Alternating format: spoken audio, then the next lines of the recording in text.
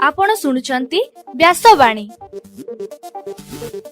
जनगण मन अधिनायक जय हे भारत भाग्य विधाता। पंजाब सिंधु गुजरात मराठा द्राविड उत्कल बंग।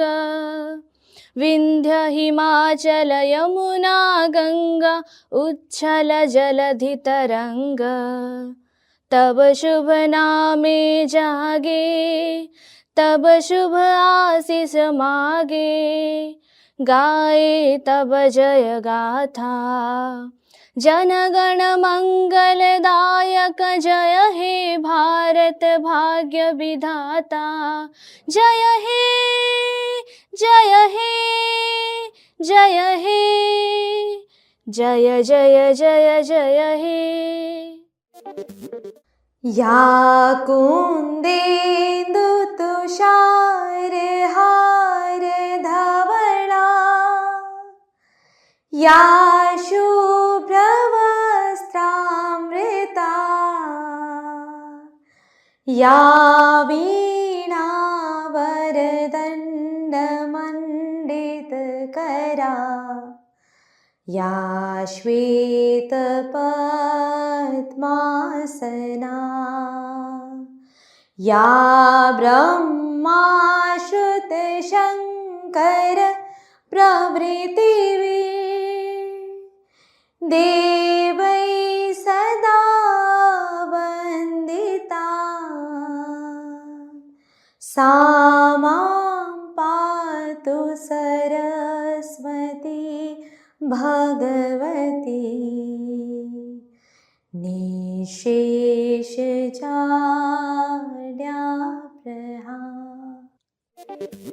नमस्कार व्यासवाणीर खबर सहित मु लक्ष्मीप्रिया।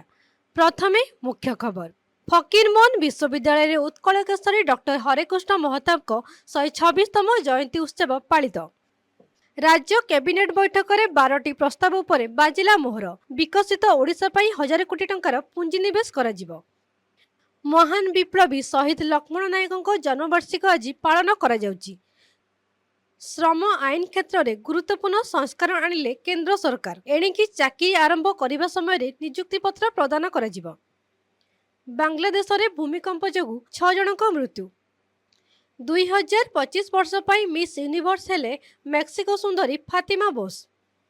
भारत और दक्षिण आफ्रिका मध्य द्वितीय टेस्ट मैच गुवाहाटी रे आरंभ।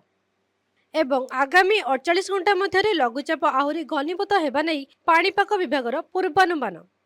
एबे संपूर्ण खबर।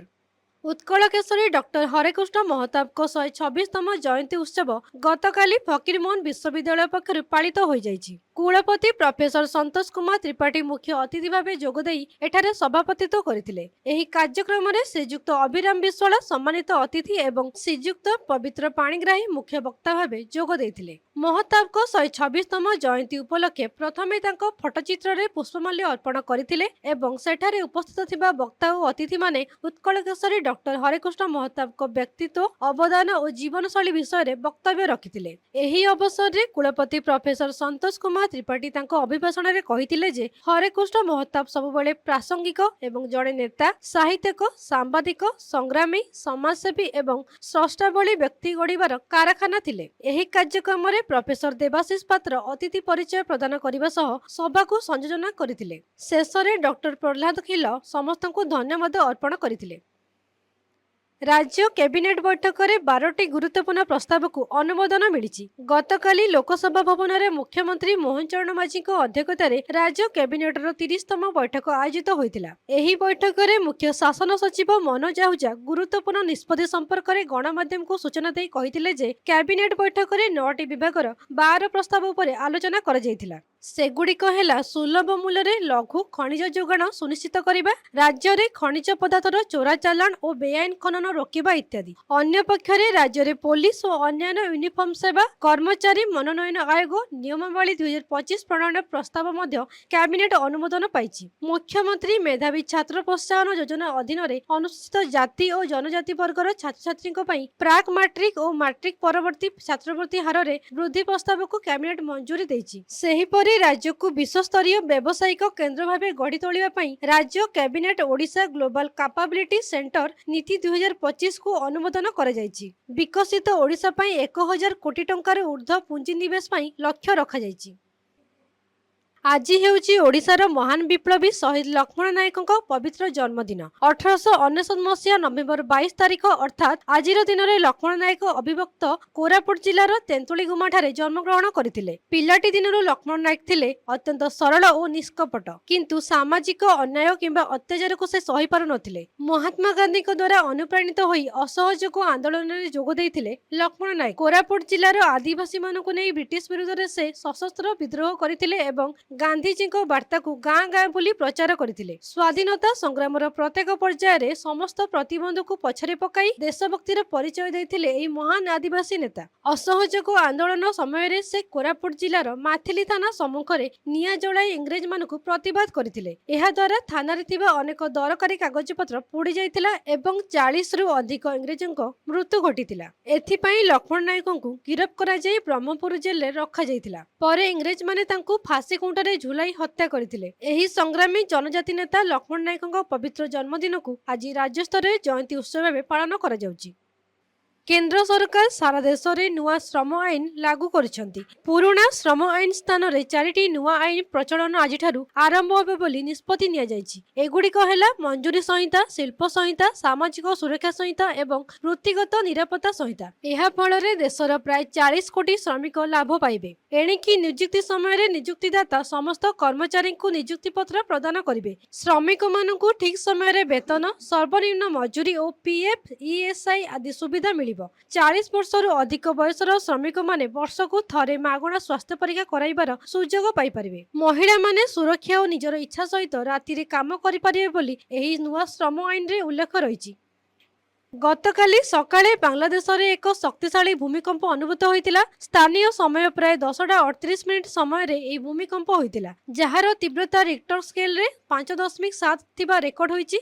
ଭୂମିକମ୍ପର ଝଟକା ପ୍ରାୟ 20 ସେକେଣ୍ଡ ଧରି ଲାଗି ରହିଥିଲା। ଏହି ଭୂମିକମ୍ପର କେନ୍ଦ୍ରସ୍ଥଳ ବାଂଲାଦେଶର ରାଜଧାନୀଠାରୁ 25 କିଲୋମିଟର ଦୂରରେ ଥିବା ଜଣାପଡ଼ିଛି। ଏଥିରେ 6 ଜଣଙ୍କର ମୃତ୍ୟୁ ହେବା ସହ 20 ଜଣ ଆହତ ହୋଇଥିବା ସୂଚନା ମିଳିଛି। ଭୂମିକମ୍ପର ଝଟକା କୋଲକାତାରେ ଅନୁଭୂତ ହୋଇଥିଲା। ମେକ୍ସିକୋର ଫାତିମା ବୋସ୍ 2025 ବର୍ଷ ପାଇଁ ମିସ୍ ୟୁନିଭର୍ସ ବା ବ୍ରହ୍ମାଣ୍ଡ ସୁନ୍ଦରୀ ଟାଇଟଲ ଅର୍ଜନ କରିଛନ୍ତି। ପ୍ରତିଯୋଗିତା ଜିତିବା ପରେ ଫାତିମାଙ୍କୁ ଗତ ବର୍ଷର ବିଜେତା ଡେନମାର୍କର ଭିକ୍ଟୋରିଆ କେଜେରଥିଲଭିକ୍ ତାଙ୍କୁ ମିସ୍ ୟୁନିଭର୍ସ ମୁକୁଟ ପିନ୍ଧାଇଥିଲେ। ସେହି ହୃଦୟସ୍ପର୍ଶୀ ମୁହୂର୍ତ୍ତରେ ଫାତିମା କିଛି ସମୟ ପାଇଁ ବେଶ୍ ଭାବପ୍ରବଣ ହୋଇଯାଇଥିଲେ। ଏହି ପ୍ରତିଯୋଗିତାରେ ଭାରତ ପକ୍ଷରୁ ମନିକା ବିଶ୍ୱକର୍ମା ପ୍ରତିନିଧିତ୍ୱ କରିଥିଲେ ମଧ୍ୟ ଚୂଡ଼ାନ୍ତ 12 ଜଣିଆ ତାଲିକାରୁ ବାଦ୍ ପଡ଼ିଥିଲେ। ଏଠାରେ ସୂଚନାଯୋଗ୍ୟ, ପୂର୍ବରୁ 2021ରେ ଭାରତୀୟ ଯୁବତୀ ହରନାଜ ସାଧୁ ମିସ୍ ୟୁନିଭର୍ସ ମୁକୁଟ ଜିତିଥିବା ବେଳେ 1994ରେ ପ୍ରଥମ ଥର ପାଇଁ ସୁସ୍ମିତା ଏବଂ 2000 ମସିହାରେ Lara Dutta Miss Universe title ଜିତି ଭାରତ ପାଇଁ ଗୌରବ ଆଣିଥିଲେ। ଭାରତ ଓ ଦକ୍ଷିଣ ଆଫ୍ରିକା ମଧ୍ୟରେ ଦ୍ୱିତୀୟ ଟେଷ୍ଟ ମ୍ୟାଚ୍ ଆଜିଠାରୁ ଗୁଆହାଟୀରେ ଆରମ୍ଭ ହୋଇଛି। ଭାରତୀୟ ଅଧିନାୟକ ଶୁଭମନ ଗିଲ୍ ଆହତ ହୋଇଥିବାରୁ ସେ ଏହି ଟେଷ୍ଟ ମ୍ୟାଚ୍ ଖେଳୁନାହାନ୍ତି। ତାଙ୍କ ସ୍ଥାନରେ ଉପ ଅଧିନାୟକ ରିଷଭ ପନ୍ଥ ଦଳର ନେତୃତ୍ୱ ନେଇଛନ୍ତି। କଲିକତାରେ ହୋଇଥିବା ପ୍ରଥମ ଟେଷ୍ଟ ମ୍ୟାଚ୍ରେ ଦକ୍ଷିଣ ଆଫ୍ରିକା ଜିତିଥିଲା। ଭାରତୀୟ ଦଳ ଦ୍ୱିତୀୟ ଟେଷ୍ଟ ମ୍ୟାଚ୍କୁ ଜିତି ବରାବର କରିବା ଉଦ୍ଦେଶ୍ୟରେ ପଡ଼ିଆକୁ ଓହ୍ଲାଇଛନ୍ତି। ବର୍ତ୍ତମାନର ସୂଚନା ଅନୁସାରେ ଟସ୍ ଜିତି ବ୍ୟାଟିଂ କରିଥିବା ଦକ୍ଷିଣ ଆଫ୍ରିକା ଦଳ କୌଣସି ୱିକେଟ୍ ନ ହରାଇ 30 ରନ୍ କରିଛି। ଏବେ ପାଣିପାଗ ଖବର। ମାଲେସିଆର ସମୁଦ୍ର ମଧ୍ୟରେ ସୃଷ୍ଟି ହୋଇଥିବା ଘୂର୍ଣ୍ଣିବଳୟ ବର୍ତ୍ତମାନ ସ୍ଥିର ରହିଛି। ଏହା ସମୁଦ୍ର ପତନଠାରୁ ବାୟୁମଣ୍ଡଳରେ ପ୍ରାୟ 5.8 କିଲୋମିଟର ଉଚ୍ଚତା ଯାଏ ସକ୍ରିୟ ରହିଛି। ଏହାର ପ୍ରଭାବରେ ଆଜିଠାରୁ ଦକ୍ଷିଣ ଆଣ୍ଡାମାନ ସାଗରରେ ଏକ ଲଘୁଚାପ ସୃଷ୍ଟି ହେବ। ଆଗାମୀ 48 ଘଣ୍ଟା ମଧ୍ୟରେ ଉତ୍ତର ପଶ୍ଚିମ ଦିଗକୁ ଅଗ୍ରସର ହୋଇ ଦକ୍ଷିଣ ପଶ୍ଚିମ ବଙ୍ଗୋପସାଗରରେ ଆହୁରି ଘନୀଭୂତ ହେବ ବୋଲି ଭାରତୀୟ ପାଣିପାଗ ବିଭାଗ ପକ୍ଷରୁ ପୂର୍ବାନୁମାନ କରାଯାଇଛି। ଏହା ସହ ସାରା ଓଡ଼ିଶାର ତାପମାତ୍ରାରେ ପରିବର୍ତ୍ତନ ଆସିଛି।